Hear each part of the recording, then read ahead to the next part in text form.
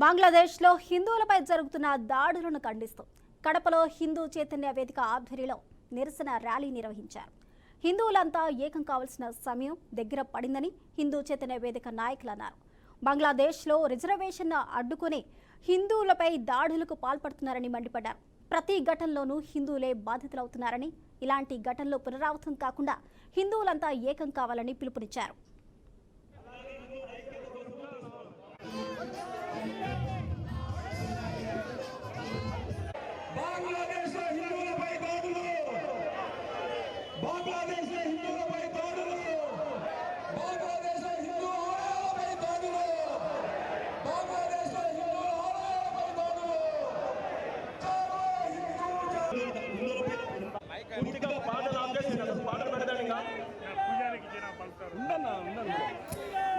లక్ష్యమేంది?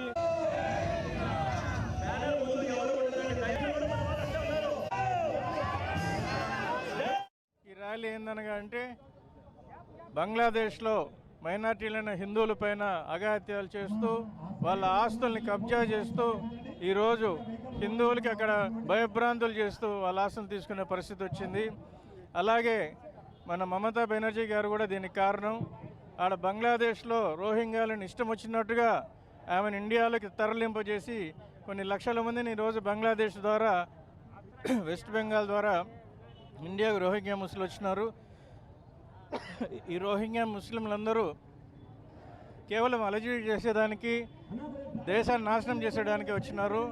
అటువంటి వారి నుంచి హిందువులందరూ ఏకమై, మనం హిందూ సంఘాల ద్వారా అందరం ఏకమై మనం జాగ్రత్త పరచకపోతే రేపు బంగ్లాదేశ్లో పరిస్థితి మనకి ఎక్కడ కూడా కనపడుతుంది. బంగ్లాదేశ్లో ఎంత హేయంగా అంటే చిన్న భర్తలను చంపేసి వాళ్ళ భర్తలను కట్టేసి వాళ్ళ ముందరనే భార్యలను పిల్లలతో సహా అందరినీ చాలా విపరీతమైనటువంటి దారుణంగా చేస్తున్నారు.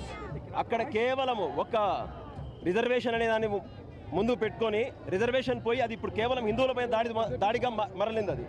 ఇది ఇక్కడే కాదు, ప్రతి చోట కూడా ఈరోజు కూడా ప్రతి చోట ఎక్కడ ఏది జరిగినా కూడా హిందువులే బాధితులు అవుతున్నారు. ఎక్కడ ఏది జరిగినా హిందువులే బాధితులు అవుతున్నారు.